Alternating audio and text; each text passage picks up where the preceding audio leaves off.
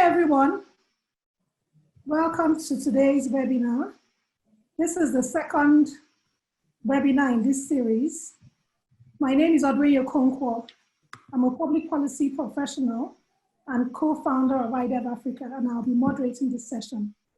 Thank you for joining us as we discuss the future of social protection in Africa. In today's webinar, we will discuss the challenges, successes, and prospects of social protection policy. I would like to thank our expert panelists for accepting to participate in this discussion, despite their busy schedules. I appreciate your generosity. This webinar is a partnership between the African Studies Center at the UNC Chapel Hill, UNDP Africa, and iDev-Africa. iDev-Africa is a non-profit championing innovative approaches to Africa's development. We focus on delivering practical and innovative solutions to real-life problems, using systems thinking, technology, and community involvement. So before we dive in, I'd like to take a moment in acknowledgement of the events of the last 2 weeks. It's been a heavy time for a lot of us here in Nigeria as we have witnessed an increase in gender-based sexual violence. The rape and murder of Uwa, Jennifer, and a number of other girls and women has been nothing short of heart-wrenching. Rape is criminal and unjustifiable. The rape culture is a pandemic that should concern everyone, irrespective of their gender. I use this opportunity to salute everyone who has and continues to use their platform, online and offline, to fight this horrible pandemic.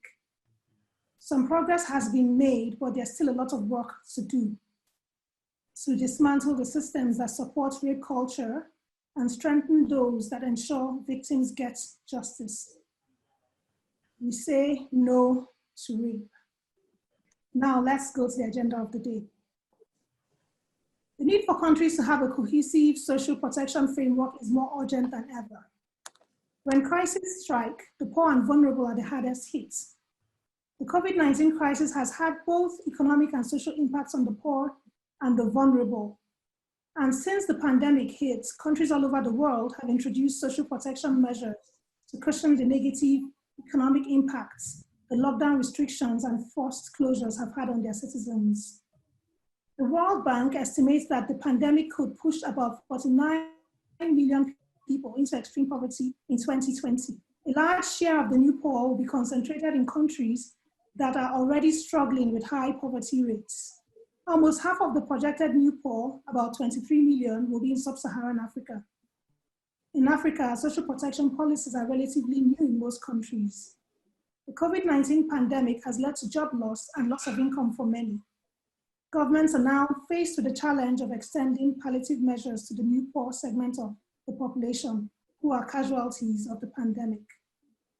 Our first panelist, Yowa Apera, is the National Coordinator of the Social Safety Nets Program in Nigeria. Prior to his current appointment, Apera was National Program Manager of the Child Development Grant Program at Save the Children, Nigeria. Apera has over 28 years technical and managerial experience across diverse sectors, including social protection and governance. Since the Safety Nets Program kicked off in 2016, it has disbursed conditional cash transfers to about 11 million people from approximately 2.6 million households. I met Apera when I worked as social protection advisor at the Imo State Governor, and my program was directly under his oversight at the federal level. Apera, my first question to you is, in view of the COVID-19 pandemic and an emerging new poor segment of society, how does the National Social Safety Nets Office intend to extend coverage to those who are not formally deemed eligible for social assistance, particularly those in the informal sector? The second question is, can you please speak on the challenges the office has faced in distributing cash transfers to beneficiaries in remote areas? Okay, thank you very much, and welcome everyone. Thank you for this brilliant opportunity to rub minds together on the future of protection as the main strategy and driver of alleviating the poverty of our citizens, not only in Nigeria, but in Africa. And also for us in Nigeria, particularly, this resonates with the presidential ambition of lifting 100 million Nigerians out of poverty in 10 years. And the federal government started this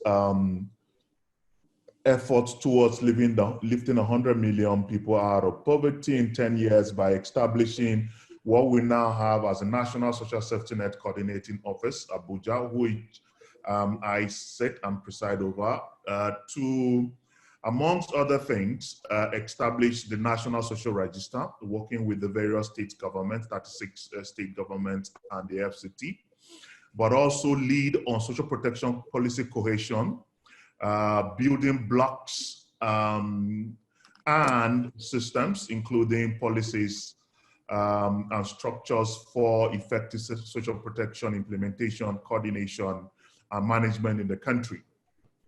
To do this, we of course worked with a number of partners, MDAs. As we all know, social protection is multi-sectoral, and some of the efforts of the partners and other MDAs also led to the approval of the social protection policy for the federal government of Nigeria in 2017, that the president signed it, the policy after the FEC approved it. This policy is of course up for review this year. So this conference would have come at a better time, which I'm very sure a lot of my colleagues are also online, and some of the contributions made here will also directly or indirectly impute into the review of that policy. That said, I would like to then come down to your question. At the start of the pandemic, the social register, as read out by the president, Muhammadu Buhari, early April, showed that the social register was 2.6 million poor and vulnerable households across 34 states of the Federation and the FCT, and individuals 11 million. Mr. President then gave a directive to up those numbers very rapidly and quickly to 3.6 million, but also beyond. Now, as soon as that directive was received, the Honorable Minister of Humanitarian Affairs, which I report directly to, extended that directive from Mr. President for the rapid expansion and provided the needed support to do that. Now, to do this, we did set up not only to rapidly expand the social register as we currently have it through the community determining the poor and vulnerable through a targeting mechanism called the community-based targeting system, but also we started work on design of what we call the COVID-19 Rapid Response Register. So the social register as it is of today has grown to 3.6 million poor and vulnerable households, made up of 15 million individuals across 36 states of the Federation and the FCT. At the start, 2 states were not yet on the National Social Register, which was Ebonyi and Ogun State, but today all those states are in. And so that is increasing. We have a directive from the minister to continue efforts on building the social register, but also on the rapid response register that speaks to also your second half of your question around the informal sector. The rapid response register is targeting primarily the urban poor, semi and peri-urban poor, and mostly individuals in the informal job sector who are vulnerable or likely to slide into poverty as a result of the pandemic. Now, the NBS recent report through the National Living Standards Survey puts Nigeria's absolute poverty figure at 40.1%. That translates to about 9 million individuals. Projections shows that in the next 2, 3, or 4 years or so, that figure is going to move from the 40.1% to 45%. Now, this is huge numbers and very scary in terms of the results or what this is about. So the federal government is then using effectively the strategy of increasing these numbers and these registers to target the poor and vulnerable. And how are we going to develop the rapid response register? The rapid response register is going to be developed through the use of a number of mechanisms. First, we're using the NLSS results by the MVS that was just recently released to map effectively or design an algorithm that will speak to the proxy mean testing equation that will provide an effective means of interacting with the various databases that we have and we will be open to, from community-based organizations who have been involved in working with the informal sector and the poor and vulnerable in the country. Also the database from the telcos, the banks, to then synthesize this data and narrow down to those poor and vulnerable who are affected in one way or the other or impacted in one way or the other by the pandemic through the loss of their regular income and so rendered poor, to then go back into the field and find these individuals to validate their information and record them or register them onto the rapid response register. So in terms of your ask around how do we intend to expand these numbers, in summary, in two ways: through the horizontal and vertical expansion of the National Social Register, through the community-based targeting system that we are operating and the register is growing daily, but also through the development of the rapid response register that is targeting primarily the urban, semi and peri-urban poor, who of course majority are in the informal job sector. To your second question around challenges for paying, particularly in the rural areas, we suffer from a dearth of infrastructure in the country, particularly around financial infrastructure. We have a directive from the Honorable Minister Sadia Omar Farouk to quickly digitize the current cash transfer as far as possible, which we are doing right now, but also working with other relevant partners to see how we extend digital payments to the last mile to the rural populace. The good news is that they are emerging very strongly agency network for mobile money in the country, and we are working towards leveraging on those structures to extend cash transfer to the poor and vulnerable, even in the rural areas. So I'll stop here, and then I'm sure I'll have a chance to entertain questions, and also to thank you very much for the opportunity. Thank you very much, Apera, for that very useful insight. I'm really glad to know that existing databases are being put to good use, because the COVID pandemic has made it really critical that coverage be extended. The former figures were really low compared to the number of already existing poor people we have in Nigeria. So hearing that work is being done to extend coverage even beyond the social register and beyond, what we have, and even using algorithms to be able to synthesize the poor people who in the informal sector is really important and is very, very useful insight to have at this time. So now from Mr. Pera's contribution, we can see that expanding social protection in African countries can be hindered by the weak identity management systems that fail to capture the informal sector. And as it seems, the work to capture the informal sector is being done at this time that the pandemic is already taking place. This leads me to our second panelist, Ms. Sheila Nkonika, who has worked extensively on social protection in Africa, particularly Zambia. She's worked with the governments and CSOs and also the United Nations. She currently works as the senior social protection expert at Save the Children Nigeria. And in her role, she provides technical oversight for the implementation of Save the Children's social protection portfolio in Nigeria. Save the Children does a lot of work in Jigawa and some other northern states. Sheila, from your experience of working in developing countries, how would you advise governments to tackle the coverage of the informal sectors in countries with weak or non-existent identity management systems? Secondly, can you please share some of your experience of using social protection programming to promote social inclusion and address gender disparities? So thank you very much for those questions, Oduni. Definitely some very vital questions, especially in this era. What COVID-19 has done is really speed up the work that needs to be happening currently in social protection. So the first issue that you spoke about, and I think Apera touched on it, is the fact that the pandemic has shown us really how poverty is distributed across Africa and across different developing countries.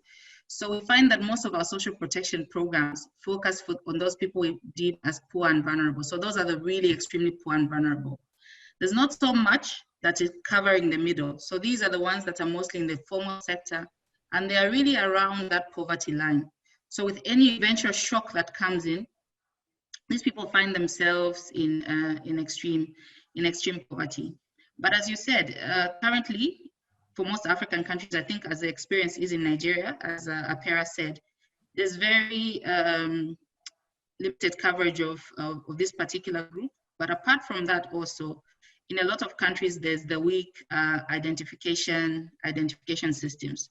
So with the identification systems, I think there are two problems we need to be aware of. So the first thing, which is more concerning, is the exclusion. So sometimes when we narrowly target, for instance, and just say those people who have maybe specific IDs or are registered as part of social registers, I think which are coming up in Africa, there would be possibilities of that exclusion. So a lot of people might be excluded. So those that are most in need, that do not necessarily have access to social services and registration might be excluded. The second point is the inability to verify identities. So that is a serious issue. And this causes a lot of leakages. And I think the leakage is a very big concern for a lot of programs, because again, it prevents support from reaching the people that actually need it. So going forward, I think there's a big case to really invest in identification and vital registration systems.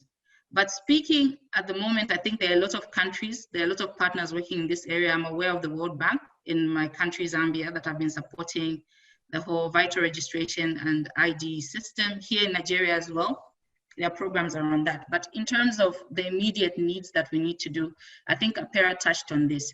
So I think there are a lot of opportunities out there to use existing databases. But then we need to understand that when we're talking about coverage and people that are not usually covered, they're not homogeneous. So I think the first step is really doing that analysis to really determine these people that are most affected and the ones that really need the support. Because we can, for instance, say informal sector. So the question is who in that informal sector? They're not at the same level. Some of the issues, some of the restrictions they faced are different. For instance, we can say, no, maybe the agricultural sector or the manufacturing sector was open, as it was essential services in most countries. Despite that, you found that those that are really at the lower ranks, that are daily employees, the ones that depend on daily wages, might have been laid off, even if these are sectors that were deemed as economically viable. So really that analysis is very relevant to know how you're segmenting the support and who needs what part of support. Based on the analysis, the next step is really thinking about these people. What are some of those services that they access? What are some of those private sector infrastructure or service providers they're registered with? So banks, telecommunication companies, other NGO programs, those are all opportunities to capture those people that are left out, okay? Also, another important aspect is the self-targeting. So if you identify your categories very clearly, there's that opportunity. If I self-identify, for instance, if you go categorical and say, I want to capture all widows or persons above the age of 60 or persons working in this particular sector or that sector, that is that self-identification. But there's still need for verification, or even in terms of the self-identification. But the important thing is not just to build that particular register for this response, but looking forward, if that register is built, that work is done to identify these people, how are they transitioned into mainstream systems? How are they linked to ongoing initiatives to create IDs and and actually a vital registration system. So if they're identified and provided with support, they need to be linked to mainstream systems. And beyond that, what do we see in terms of social protection? So if we're providing COVID-19 relief now, what happens to them maybe once the impacts are dampened? How do we move them into some more structured support? In terms of people that talk about social security schemes, because that is an important area for the informal sector. So these people, what social security schemes are there for women? For instance, we extend maternity protection to maybe domestic workers. Is there a insurance scheme, something that they can contribute to? Maybe people in construction, people in agriculture.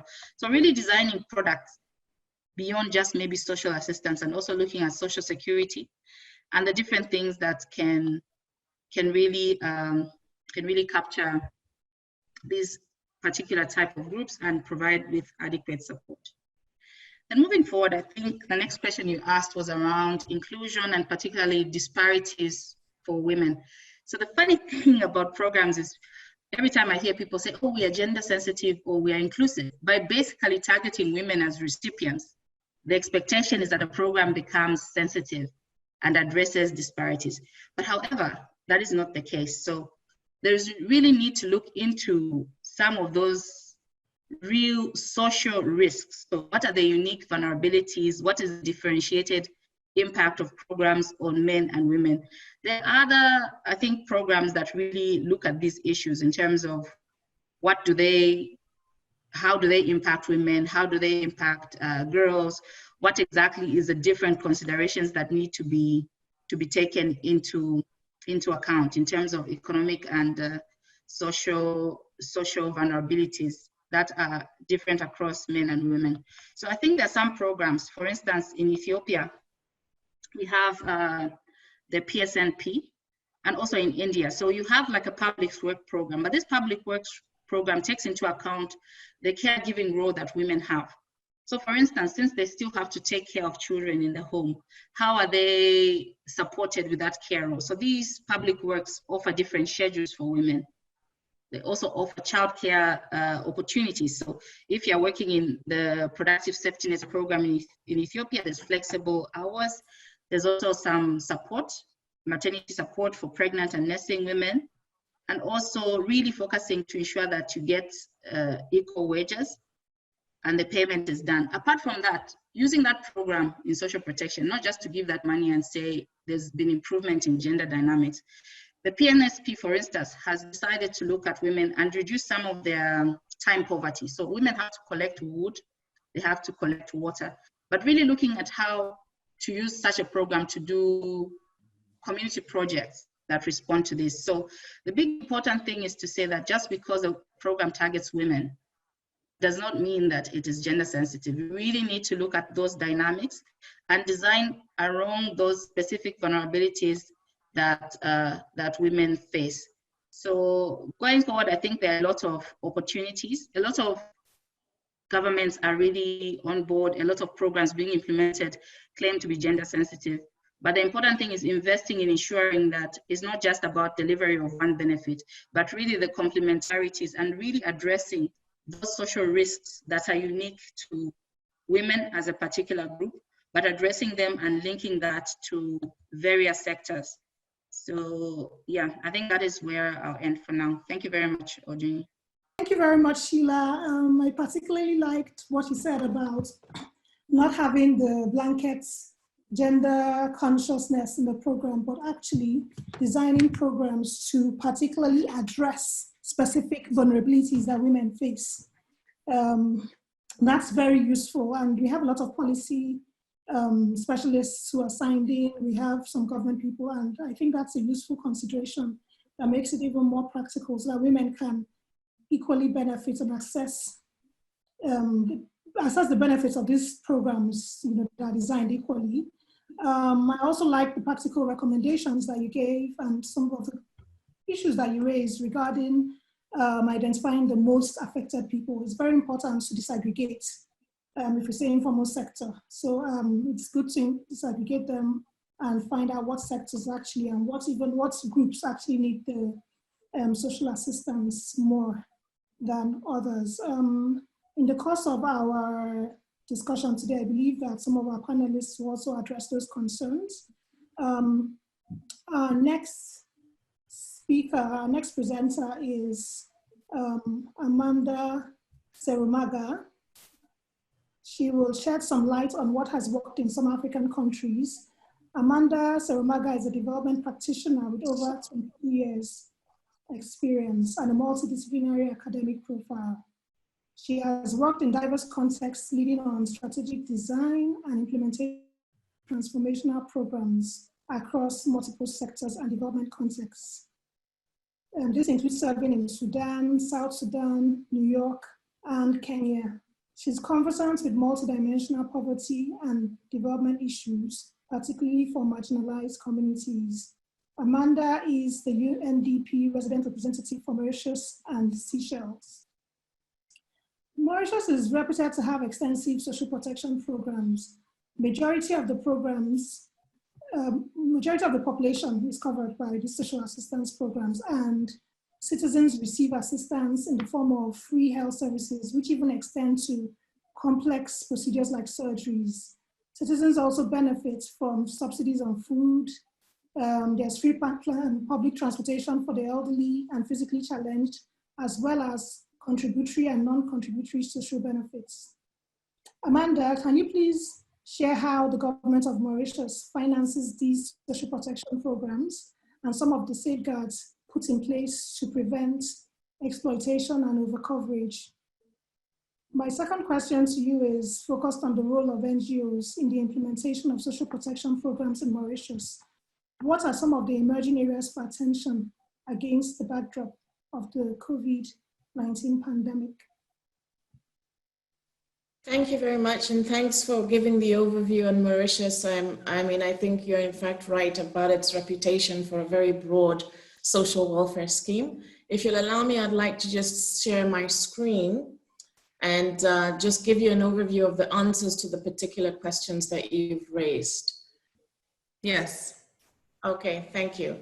So as has been put forward, the issues around the questions that you raised, I'm going to just go through them very quickly. So the points that I want to raise are, number one, the Marshall Plan against poverty. So quite some time ago, UNDP began working with the government of Mauritius to develop what was called a Marshall Plan against poverty. And this plan allowed the government to anchor a social protection program within the framework of some sort of policy imperatives with regard to ensuring that those who are being left behind are included. And this program has several elements to it. And let me know if you can see slide 3. So the plan has about 39 actionable and costed proposals, and that provide for those, the traditional areas of social protection in terms of employment, education, health, and empowerment, and so on. And the main element of the program is to establish a contract between citizens and the government around alleviation of poverty and promoting empowerment. Now, since January 2017, the program has been operational, and it began with setting up a Social Integration and Economic Empowerment Act. After that, we've seen that they've implemented particular conditionalities for the poor to be able to meet minimum sets of behavior, if I can put it that way, in order to benefit from cash transfers. And this is going to become an issue when I answer the last question around the impact of the COVID-19 pandemic. So moving on from that, what was there in order to identify and capture and to deal with the question of leakages that several of my colleagues have spoken to? Before, there was no social register. Now there is a social register. And prior to that, part of the issues and challenges that were met was that it was costly and complex to manage services for people for social protection. Why? Precisely because of problems of targeting, so that there was also a multitude of programs that were managed by various different MDAs, high and under coverage of the poor, a leakage due to the non-poor, and exactly getting back to the point of the need for a national identification system, a lack of relevant data. In other words, linking the poverty imperatives and the programs to some sort of targets around poverty alleviation and reduction and empowerment, and then the subjectivity in terms of deciding who was eligible and who was not. So therefore, they set up what they call the Social Register of Mauritius, and it's a tool to register and identify the poor, their socioeconomic profile to inform policymakers on the effective demand for pro-poor policies. And what is interesting about this register is that it has these 4 objectives. I've said about identification, but it's also to take a whole of government approach, being able to bring all the different elements of people. If you put a person at the center, when you can look at their health needs and their educational needs and their employment needs and all of that, and manage social programs in an integrated way. It was also designed to better harmonize the eligibility criteria for the different social programs and to analyze and inform about, obviously, the poverty reduction policies, and these to the advantage and to the commendation, I suppose, of the government, are linked to actual SDG targets, and I suppose before that, the MDG targets. So how does it work? And just, it's a very, very quick overview of how it works, is that number one, the data, which I think many of you have called or has spoken to, is linked to the household budget survey. And that will become problematic, you'll hear later on. Then there is a proxy means test. Now the proxy means test covers several elements to decide who's eligible and who's not. So part of it is, of course, first of all, the demography of a household and of an individual, age and age clusters, you know, less than 3, 4 to 10 years old, teenagers, elderly, and so on. Then there's also where they live, location, because there will be pockets of poverty and pockets that are underserved. There's, of course, the nature of the dwelling that they live in, detached, a semi-detached house, crudely constructed, and so on. And then whether they have access to basic public services like water, electricity, and so on and so forth. And once they've got that economic profile, socioeconomic profile, and the demographics on people, then they apply that test to then see whether they are eligible to access the services. Now, so therefore, what will be claimed and what we can say is working to a relatively good degree is that there's now a unified registry. There's beneficiaries without duplication. I'll just say less leakage. There's relevant information available for poverty reduction policies, and government actually has just tabled their budget about 2 weeks ago, where they're able to actually identify the number of households eligible, the number of individuals eligible, and what they're eligible for. And that helps obviously from a fiscal perspective. Increases the coverage of the poor by removing the inefficiencies, and of course reduces leakages. Now, in terms of who's working together on all of this, first of all, it operates under the aegis of Ministry of Social Security, and the main user is the Ministry of Social Integration and Economic Empowerment, which implements the Marshall Plan against poverty. And I should say, this Marshall Plan is actually unpacked year on year, and you hear bits and pieces of it in the national budget, and they come across as programs. And then there's the collaboration, of course, of the Ministry of Finance, the Statistics Mauritius, which does the Household Budget Survey, Central Informatics Bureau, which helps with the messaging to the beneficiaries and using digital technology to contact, to deploy resources. And UNDP has been working on this for quite some time, so it's about 12 years now. But let me close by just raising some of the issues to answer your second question and to even touch on the issue of NGOs. The first thing that we saw with the COVID pandemic was the question about whether this tool is fit for purpose in terms of being a crisis response mechanism. Why? Because as you've said, there are a bunch of new poor. There were people losing their jobs. We know also from a gendered perspective, people who work in a certain social income category would be the most likely to lose their jobs. But as I said, if it's attached to the household budget survey that's done only on an annual basis, how were you able to target very specifically the new poor, the newly deprived?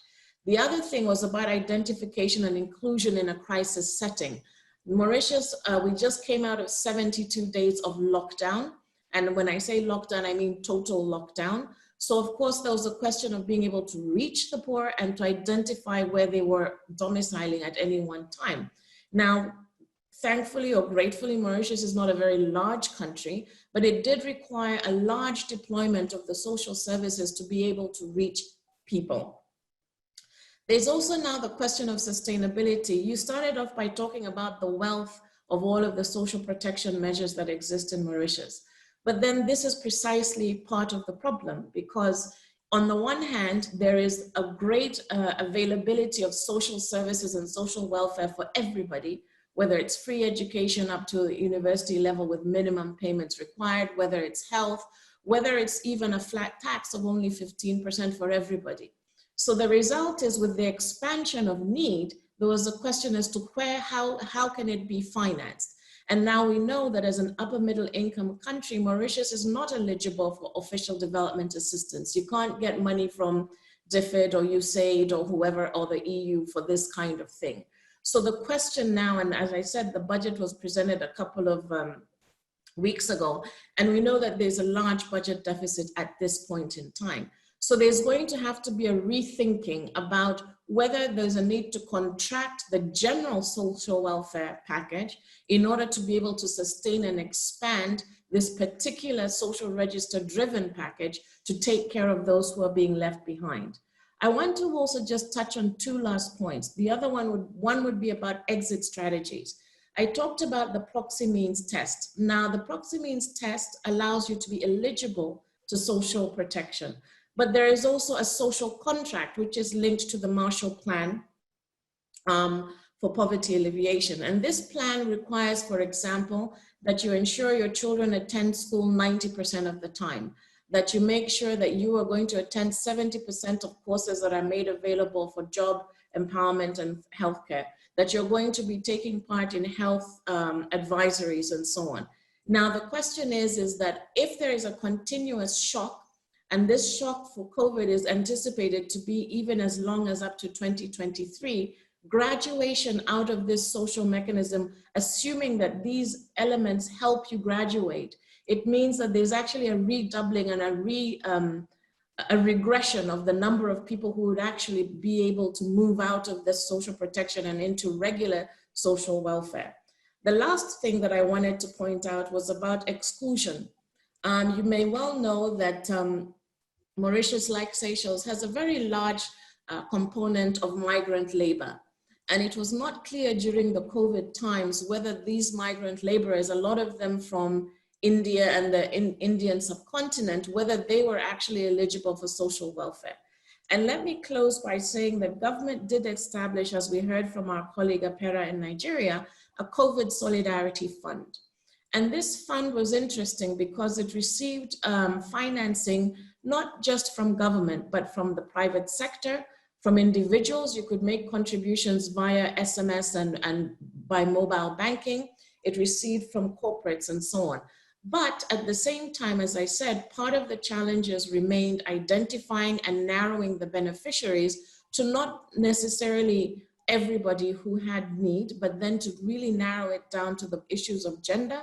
We supported, for example, domestic violence shelters, which we know the problem escalated a lot during the COVID lockdown period, although it is a perennial problem in this country.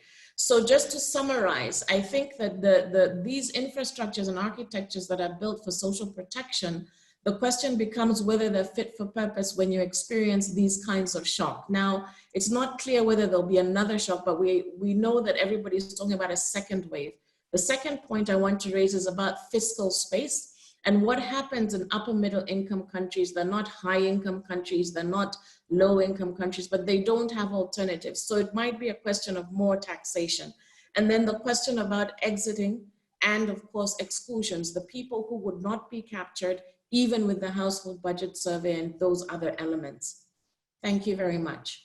Thank you very much, Amanda, for that very useful presentation. It seems with COVID, the COVID-19 pandemic, governments all over the world are being forced to rethink their fiscal strategies for financing the social protection because the needs are expanding. And in some countries, of course, the revenue the red thread is dwindling, but it was very useful. The Mauritius story is inspiring for other countries, African countries in particular, who are just starting up with their own social protection policies. There's so much work that we can do, and I'm hopeful that through peer learning, the lessons from Mauritius can be used by other countries to develop more nuanced policy interventions. Now we come to our next panelist, Mohamed Sani Abdullahi. Mohamed is the Chief of Staff to the Kaduna State Governor. Prior to his current position, Mohamed was the Commissioner for Budget and Planning. He has worked as advisor to the Governor Forum and as policy advisor at the United Nations Secretary General's office in New York, where he was part of the team that developed the SDGs. Mohamed and I have been friends from our early days at the National Democratic Institute, and he's here today. So Mohamed, as Kaduna State is known to be one of the most progressive states in Nigeria, what would you say was the level of preparedness of Kaduna State in the face of the COVID pandemic, and what steps were taken to mitigate the economic impact on small businesses and the poor? My second question has to do with child poverty and the situation of our Almajiris who were sent back to their states of origin.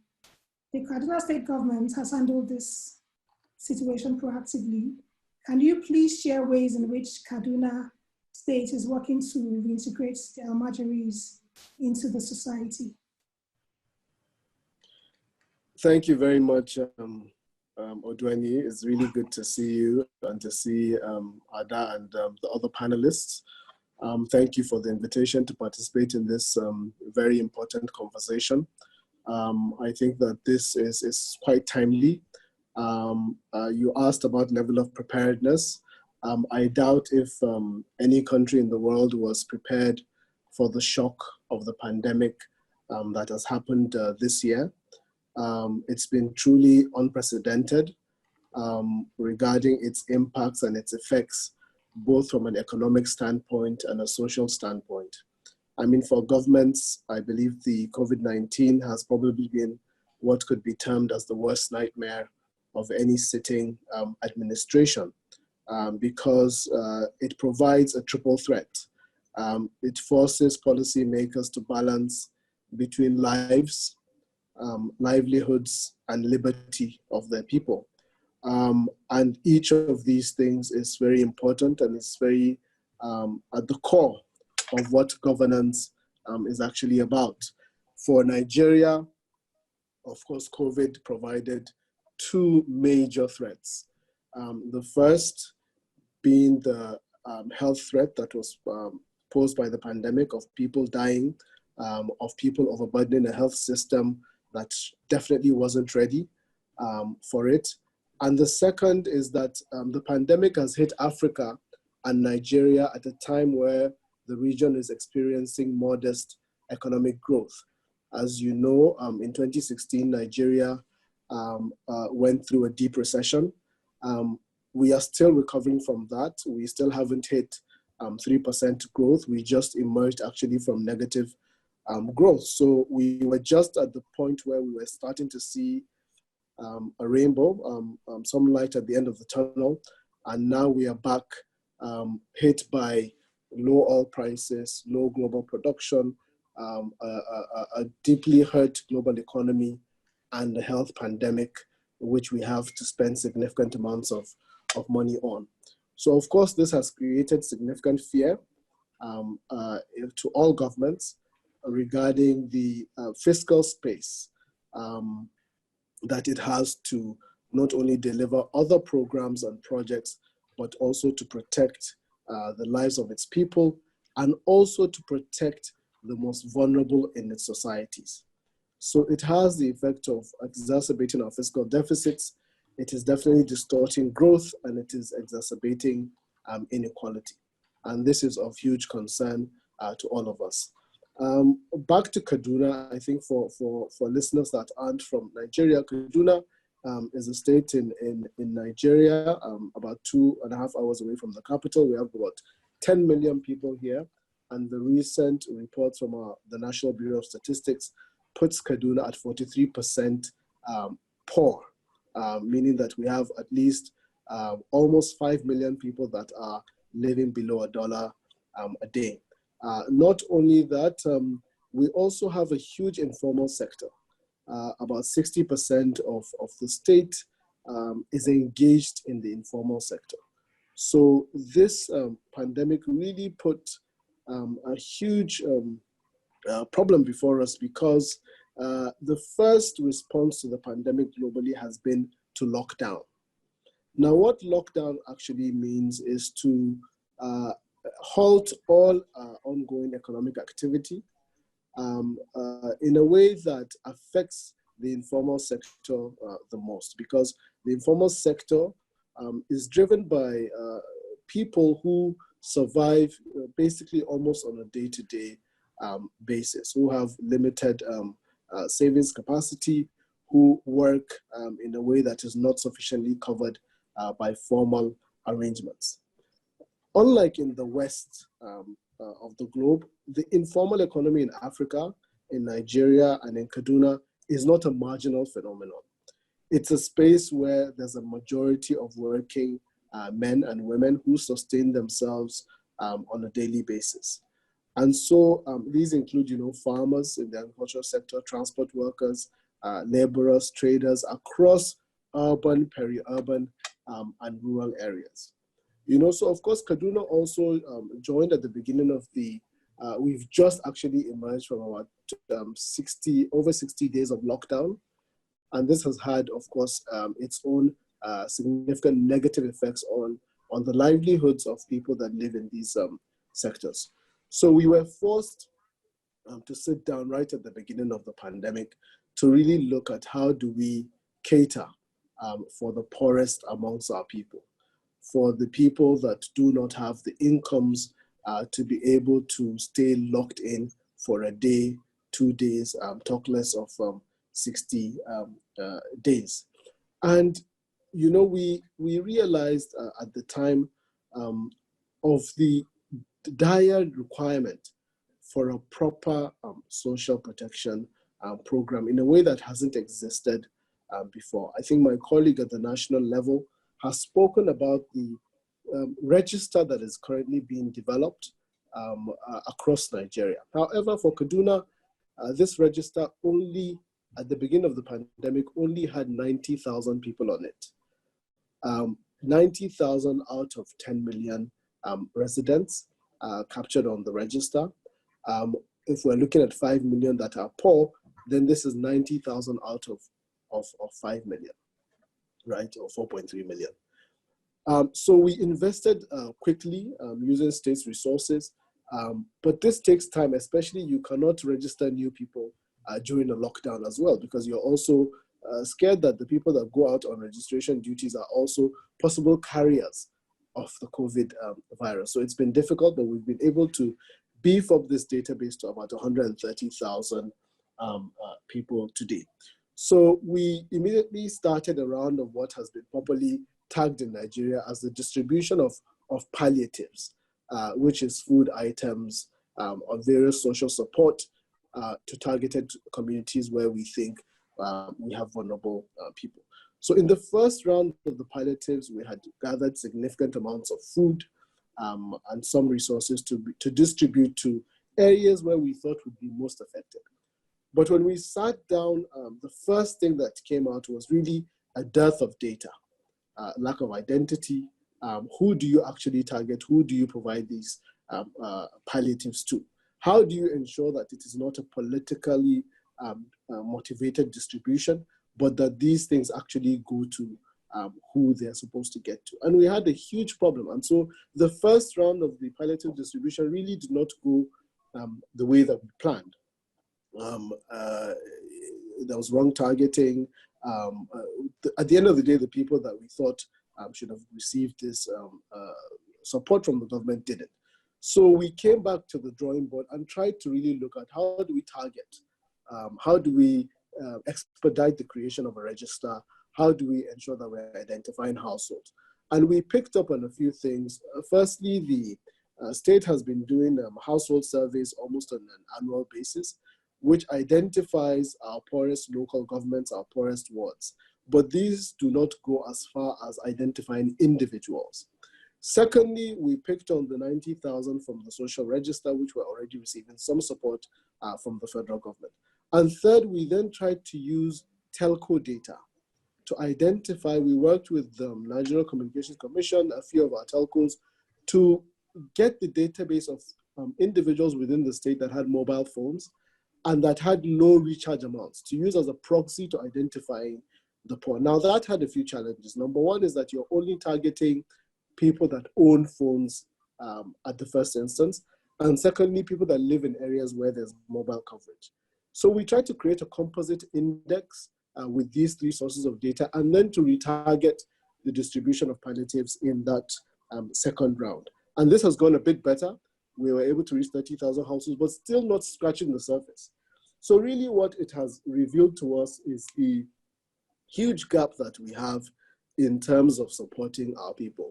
So we've sat down now, we have a dedicated social investment team that's looked at all the various support systems that we provide. We have a program that's ongoing with the Ministry of Human Services and Social Development that really has been a model to supporting women, right? We have another program that looks at nutrition and really looking at children, school going age and all of that part. We have the contributory pension scheme, which supports the elderly part of our population. We have a contributory health scheme, but these are not coherently brought together under an umbrella that we can term really social protection. So we don't have really what you would call a robust social protection program. This is something that the pandemic has revealed, and it's something that we're really trying to work on now very, very quickly on all sides to see, including legislations that need to be done. We've got them scattered about, but it's not holistic in a way that we would term really a robust social protection program. So the social investment program in Kaduna was tasked to create this protection policy, which a draft has now been made available. It has gone through extensive rounds of commentary from the people to really come up with something that's strong based on an identity management system which we're building that has over 2 million residents today, working together with the national program. So this is a work in progress. Now, a subset of the most vulnerable population in Kaduna is, as you have termed, Odweni, the Almajiris. These are usually young boys, usually, even though recently we've discovered that even girls have been engaged in the system, who are sent across the state and across Nigeria for Islamic education. And we found that these groups are very vulnerable.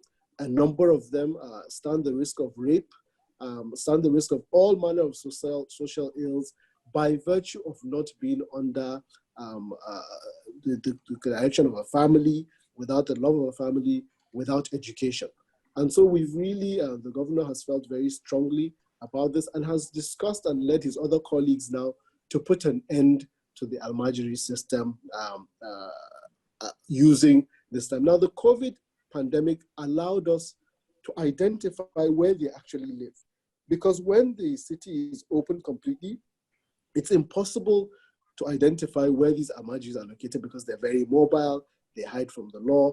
But the pandemic kept them all in one place, and we're able to identify their malams, who are the ones that lead them, and also be able to then separate the ones that are not from Kaduna or not resident in Kaduna and send them back to their states as part of an agreement with the northern governors, and then retain the ones that we have. And now we've criminalized the system and are forcing them into formal education systems. And as I said, we're working on a robust way to ensure that these families are supported in a way that they don't have to send their children out to bed. So in a nutshell, these are some of the issues that we're raising. This topic is very important for us. We've been taking copious notes. I have a few of my colleagues on the call, and we want to be able to follow up with colleagues that are doing really important things in this area so that we can move fast and create a robust social protection system for Kaduna State. Thank you very much. Thank you very much, Mohammed. The last statement about taking notes and learning from other colleagues that was one of the reasons why we put together this dialogue, because we hope that it would encourage a lot of peer learning among practitioners in the social protection space, so that lessons and experiences from other countries can also be replicated. I found the innovative approaches being employed by Kaduna State really interesting and inspiring, particularly this, all the presenters, your feedback and your answer to the questions has shown that the importance of data cannot be overemphasized. Data, disaggregated data is crucial if the vulnerable are to be reached, and if extensive coverage of social protection is to be expanded. Like Mohammed said, there's a lot of work to be done. The surface has barely been scratched, but definitely there's been some progress made, and it's also still a work in progress. So I'll now come to our final speaker, Ashu Handa. Ashu Handa is a trained economist specializing in poverty and human capital in developing countries. He is a Kenyan eminent professor of public policy at the University of North Carolina at Chapel Hill. He is one of the principal investigators of the multi-country research initiative on the impact of national cash transfer programs on households and children. This initiative is led by the UNICEF, and he has led and been part of large-scale impact evaluations of national cash transfer programs in Ghana, Malawi, Zambia, Kenya, and Zimbabwe. He's going to address a question that often comes up in the debate on social protection. There are several schools of thought who argue that social safety nets in general will undermine the resilience of the average African who's known to survive against all odds. Handa, in your experience, what model of social assistance do you think is the best fit for African countries keen to provide social safety nets for their citizens without encouraging free rider behavior or overdependence on social assistance? In addition, how would you advise governments, like we've overemphasized during this, we've talked about during this webinar, governments with weak identity management systems and low financial inclusion indices to expand social protection coverage, especially cash transfers? Thank you very much for inviting me. And you could see that I indeed have been asking some questions because I've been learning quite a lot from the other panelists. So it's really a pleasure to be here. And apparently Sheila and I go back sometime from Zambia days. Thanks for reminding me, Sheila. I'm going to share my screen with a few slides. So I'm part of the Transfer Project. You can see the logo here in the bottom right. And we are a research and policy, kind of policy advocacy initiative. It's led by UNICEF in collaboration with the FAO in Rome and the University of North Carolina, where I'm based. And we, our goal has been to really build the evidence base on the impacts of cash transfer programs in sub-Saharan Africa, focused on working with governments. So we have been engaged in over a dozen impact evaluations of government cash transfer programs. And so what I thought I would do is give you a kind of overview of some of the key results that we found over these countries, right? And then address some of the issues. So, you know, very briefly, let me, this is the opening slide actually. So what I kind of wanted to make sure that everyone was aware of is just the extent to which cash transfers are actually part of government policy throughout sub-Saharan Africa, right? I'm not sure who the audience is and what their knowledge, previous knowledge is of social protection cash transfers, but so just to remind us that when we talk about cash transfers, we're talking about a kind of regular, predictable transfer of cash, right? Either monthly or bi-monthly to a particular target group, right? And Sheila mentioned you could have categorical Others have mentioned poverty targeting, as in Mauritius and so on, right? So there are different ways of targeting. So these should not be confused with like one-off grants, you know, that are maybe tied to entrepreneurship and other things. There is some confusion about what a cash transfer is, but what everyone here has been talking about is kind of this regular income support that's provided over a period of time to particular groups. Cash transfers reach over 1 billion people across the world. And in sub-Saharan Africa, as you can see here, we estimate that about over 70 million people are reached by government programs now. And that number is growing every day, even as we speak. And we've heard the Nigerian experience and the Mauritius experience. Even as we speak, this number is growing, right? And almost every country government has a cash transfer program now. We have amassed a considerable amount of evidence, which I'd like to share just a quick overview of with you. But these systems, these programs typically, as I mentioned, target on some kind of vulnerability criteria. We've heard of some of the criteria here, including, you know, orphans or vulnerable children, like the Ghana LEAP program, or the Kenya or Botswana or Namibia programs. In Southern Africa, obviously, orphans and OVC is a big driver of cash transfers because of HIV/AIDS.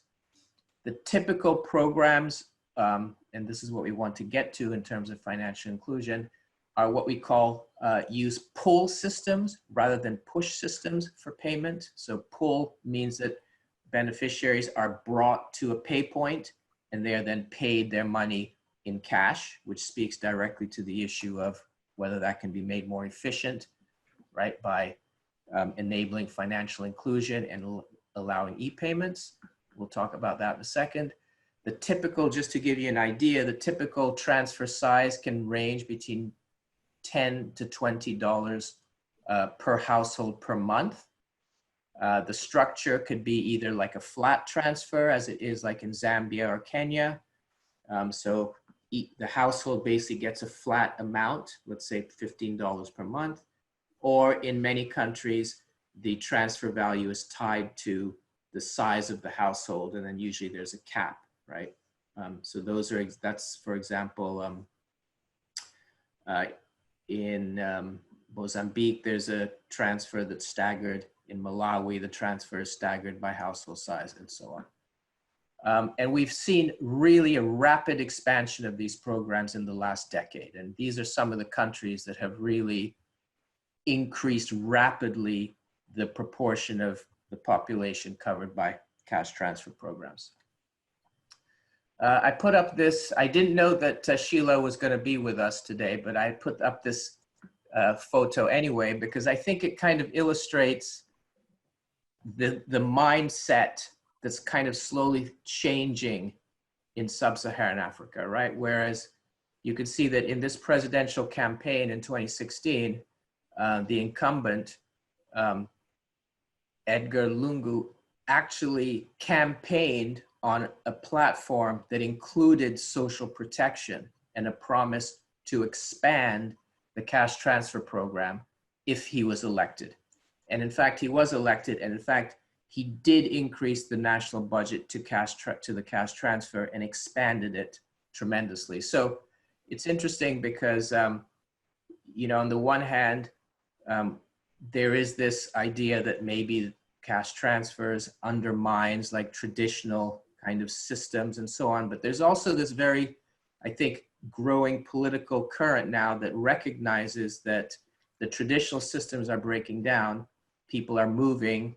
The ties that connect families, you know, that are in the you know, traditional kind of village setting are breaking down. And kind of more cynically, maybe, that this is also a way to buy votes, right? To get people on board with your agenda. So I thought that this is kind of a nice symbolic photo about the thinking that's going on now. Let me show you some evidence. What I'll draw on is stuff that we published in this book, which summarizes the evidence across 8 countries, okay? And this is kind of just the highlights. We have very little time, right? So these are the kind of overarching highlights. And so the green, across 8 countries based on rigorous evaluations, usually randomized controlled trials, as we did in Zambia with Sheila. So the green indicates that across these countries, we see very strong positive impacts in these areas, right? So for example, food security, subjective well-being, productive activity. This entails purchasing more livestock, buying more fertilizer or high-yielding seeds, moving from, say, staples into some cash cropping, right? We see strong impacts on schooling, spending on school supplies, such as uniforms and shoes. And we see a pretty, significant, consistent effect on reduced illness, right? We also do not see any increase in alcohol or tobacco use. That's always a concern that's brought up, right? Will people waste this money?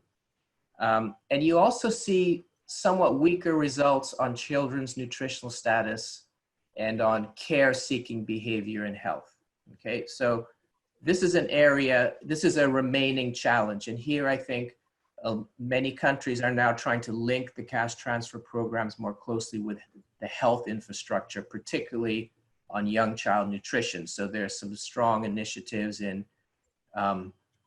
Kenya and Ghana where they're making efforts to link beneficiaries with the nutrition programs to address the fact that there's still some work to do in terms of child nutrition status. So this is kind of an overview.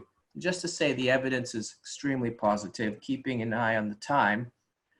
I wanted to just mention one other very important finding, which is that we did what we call these local economy effects, where you can kind of model, what happens when you have a cash transfer that goes into a village. Obviously, not just the beneficiary will benefit because they will buy things from the local shops and so on, right? And so you can imagine that there's this like macroeconomic effect, a spillover or multiplier effect on the local economy. And we estimated these, and you can see these spillover effects, right? That in fact, every say dollar, right? Or, CD or kwacha that's transferred into a village actually generates additional benefits to others in the village, right? And so for example, we take Zambia. So every kwacha that's injected into the village via the cash transfer actually is generating an additional, you can see 0.7 kwacha multiplier. And these are basically like the increased profits to shopkeepers and others who are providing services and goods to the recipients of the cash transfer, right? This is like a Keynesian effect. Lesotho, which is a rather closed economy, the multiplier effect is even larger, right? Zimbabwe, Ethiopia. So this is quite exciting for the ministers of finance, right? And the presidency, because they understand that there's actually a connection between supporting social protection and economic growth. It's not necessarily an either or, but actually, this can also help others in the local economy and grow the local economy. So that's an important result.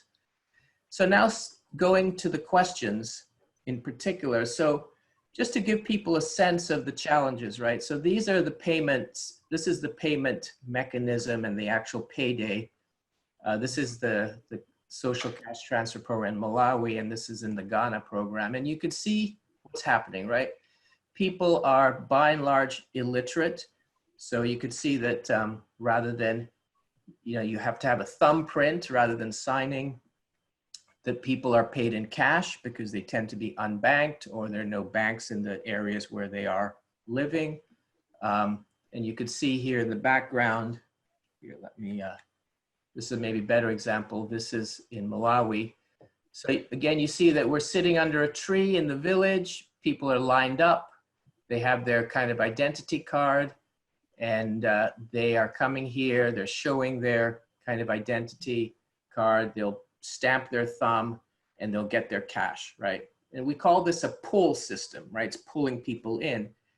And, the system is designed because people are unbanked and they tend to be by and large illiterate as well. And so there, you know, in South Africa has moved to a more e-payments, more people are banked, but in the rural areas, they're still paying in cash.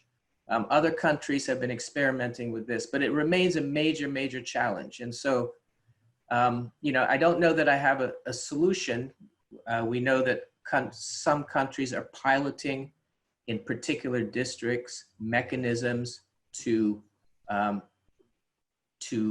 have e-payments, but it remains very difficult because of the type of population that we're dealing with. So I don't, you know, as we move to maybe peri-urban areas and urban areas, more people may be banked. It may be a little bit more feasible to think about, you know, transfers via cell phone.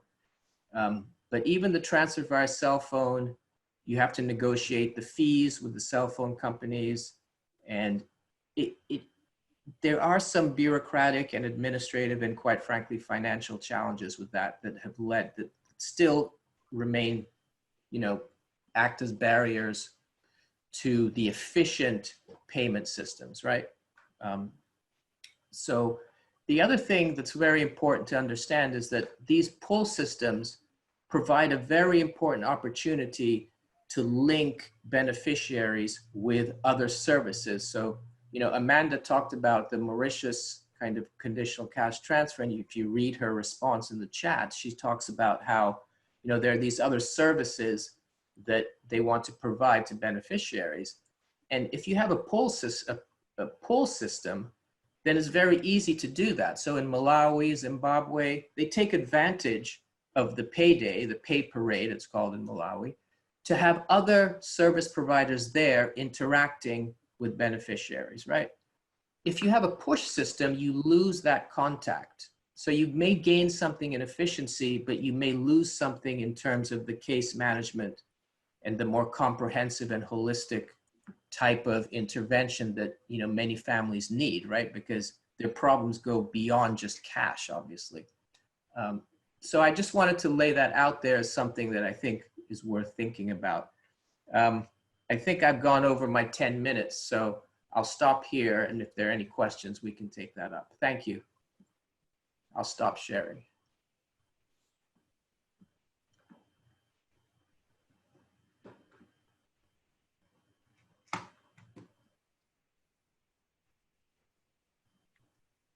Thank you very much, Handa. Thank you for sharing empirical evidence on the impact of cash transfers and for driving home the point that providing cash transfers to the poor and vulnerable don't necessarily make them over-dependent. Instead, actually, it helps them have more choices in terms of catering to their basic needs.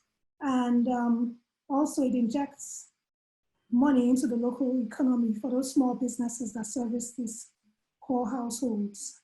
Regarding the question of financial inclusion, it seems that that might be a good opportunity for collaboration, for governments to collaborate with the private sector, particularly financial institutions, perhaps provide some incentive for them to begin to explore ways in which they can increase the coverage of financial services to those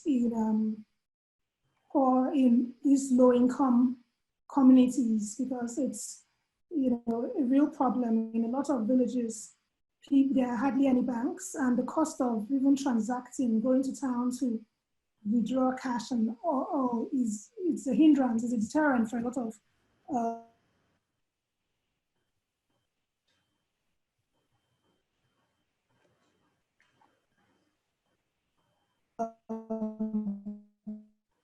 people from low-income households. So we've come to the end of the presentation section. Thank you very much, everyone. It has been very enlightening. There are a lot of questions also that have come in. So let's quickly dive into the Q&A session.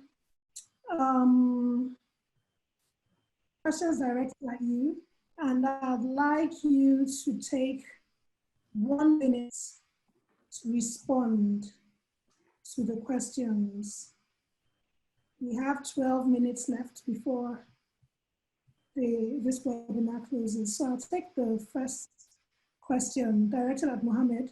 What plan is Kaduna State? This question is from Emmanuel Danjuma. He says, What plan is Kaduna State having in place for linking social protection in enterprise development beyond the cash transfers, with focus on about 5 million poor in the state? I'm not sure I really understand this question, but Mohammed, should I read the question again?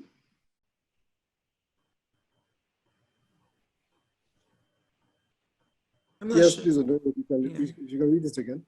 Okay, I think he's asking what other plans Kaduna State has in linking social protection to enterprise development beyond conditional contracts. Okay, thank you very much. I think in the draft policy that we're looking at now and about to formalize, we look majorly at 4 broad measures to deliver and coordinate our social protection promises. The first is protective, which looks at how to protect the vulnerable and poor households, their incomes and the consumption methodologies through non-contributory social assistance programs like cash transfers, school feeding, fee waivers, other interventions that reduce the barriers to accessing basic social services like health, education, water and sanitation. The second group of measures are preventative, which look at things that prevent individuals and groups from falling into poverty due to shocks like we have seen now. So contributory social insurance schemes that guarantee incomes, health insurance schemes, pensions, and all of that. I think the question looks at the third measure, which is promotive measures. So promoting the ability of vulnerable households to engage in productive and profitable activities. So looking at how really to boost their livelihoods through empowerment schemes, public works programs, agricultural inputs, because of the budget constraints that we have, it's going to be very difficult to roll out a supportive measure forever. We need to be able to look at how do we provide capacity to these vulnerable groups to be able to climb the social ladder and exit deep poverty. And this is by economic activities. And it involves capacity programs, small loan programs, subsidies, all these things that allow them to start earning incomes and work their way up the ladder so they get off social protection. So these are some of the major issues. And the last one is the transformative measures, where we look at addressing social norms and practices that fuel inequality and discrimination. So these are more sort of long-term issues around legislation, raising awareness, and other issues like that. Thank you very much. Thank you very much, Mohammed. I think this question is addressed to Handa. Is there any evidence that cash transfers are more efficient and effective than food palliatives? Yeah, very much so. There have been several, I think there have been about 2 very rigorous head-to-head comparisons of food versus cash. One of them was in Ethiopia, one of them was in Ecuador, one from Latin America, and one from Sub-Saharan Africa. I think Mali maybe. But the head-to-head shows that in terms of the cost effect, so there are 2 things. One is, if you're giving food, then you kind of have to look at food as the outcome, right? So in terms of the cost effectiveness, the cash is really an order of magnitude more cost effective in terms of just transporting, getting food out there versus the cash, right? The other part of that is when you give food, you are really narrowing people's choice to just food. Whereas if you give cash, as I showed you in that screen, you can get these enormous effects across the household, right? Schooling, morbidity, subjective well-being, productive effects. So giving food is very narrow in the sense that you're really targeting one specific thing. Yes, it's important, but the needs of households are actually quite complex, and it's up to the household to figure that out, we feel, right? So I would say the evidence is pretty good. And even the World Food Program has now started seriously looking at ways to give cash instead of food in certain crisis situations, acknowledging this. Thank you. Thank you very much, Handa. Sheila, this question is from Modashola Balogu. She asks, how can social protection programs cover disability-related costs for persons with disabilities, especially in the pandemic, since most of them are at higher risk of losing their means of livelihood? Okay, thank you very much for that question. Indeed, I think inclusion is a very critical aspect of any response currently. We find that a lot of these very vulnerable and excluded groups face additional vulnerabilities. And I think one such group is persons with disabilities. I think an opportunity here is not just a question of providing cash transfers. The other considerations that government should take into account is this transfer analysis, okay? I think we need to be thinking about that. So I find that in most responses, because it's important to piggyback or build on existing programs, there's been a move to sort of extend some of the programs that are already in place and really use those transfer values. But what you would discover is that with this huge shock, the COVID-19 in particular, there has been really changes in what that transfer, whatever transfer the different governments are providing can actually meet, what needs it can meet. So I think a key investment overall is just the transfer value, but this transfer value should also be related to different vulnerabilities faced by different groups. So for instance, a transfer value that can be provided to a person who has other sources or doesn't have the cost that a person with disabilities has should be different. So the first step, I think, point of call would be a transfer value, but a differentiated one to really see what are those needs? What can this particular transfer we're giving to this person cover? So that is a very critical point. At the moment, I think across different countries and experiences, it's just a move to scale up, which I understand because looking at also the fiscal space challenges, most governments prefer just to scale up. But if we're really going to meet the needs of the excluded, particularly the disabled, women, and maybe larger households, there's need to actually look at the transfer value and what is the impact of that value in the household. Thank you very much. Thank you very much, Sheila. I have a question for Apera.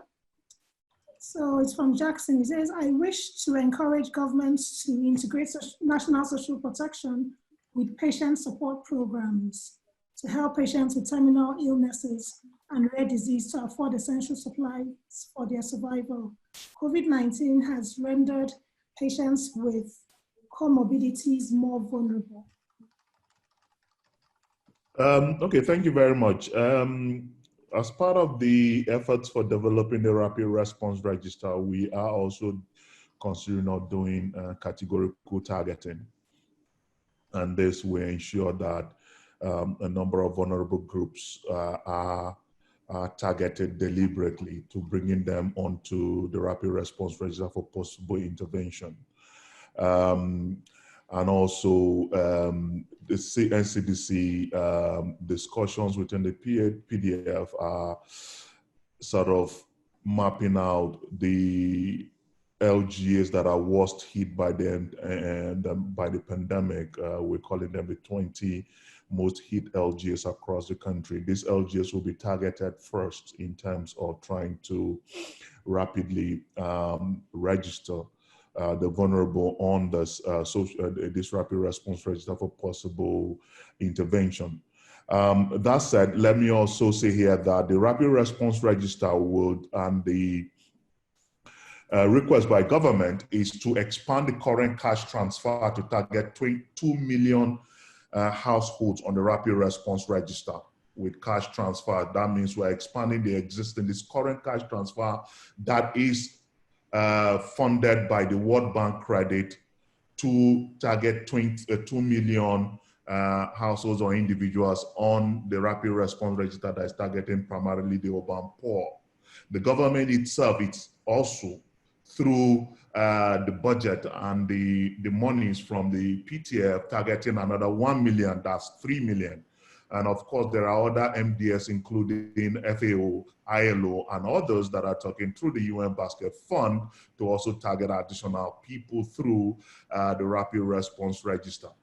So that said, I'm on to the other question, to slide into poverty. We have the Rapid Response Register, including categorical targeting. We're doing categorical targeting for the Rapid Response Register. We are also employing, of course, the use of existing databases, including telcos, banks, etc.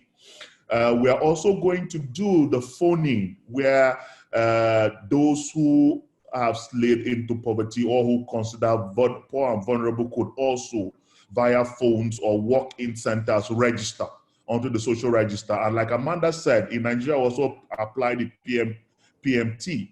And we're using the NLSS results that were recently released to recalibrate or recalculate the PMT equation that will be applied to categorize those who will be onto this register for various social benefits. To also answer the question, like Handa said, a lot of organizations, governments globally are looking more towards cash transfer as immediate stimulus to bringing people back on their feet, especially the informal sector. It is no different from Nigeria.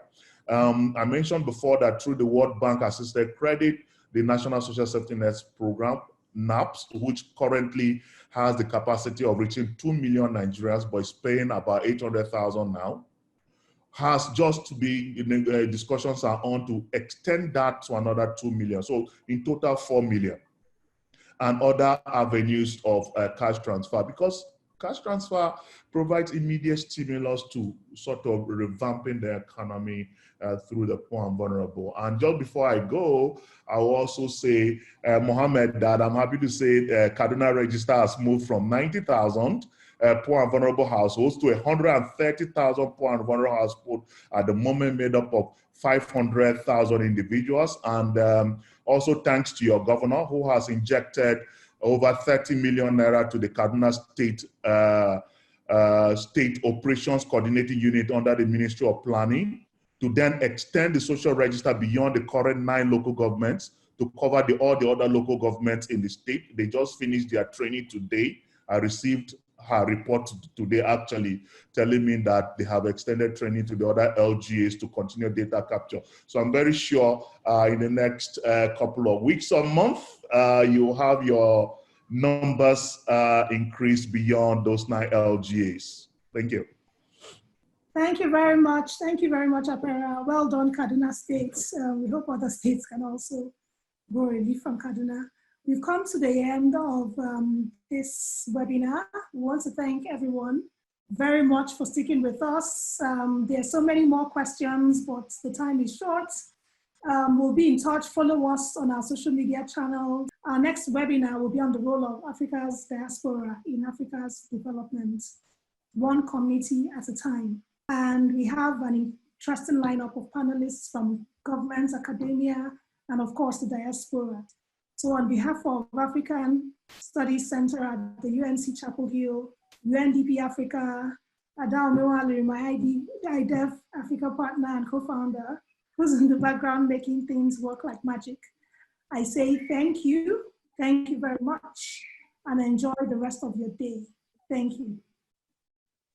Bye-bye.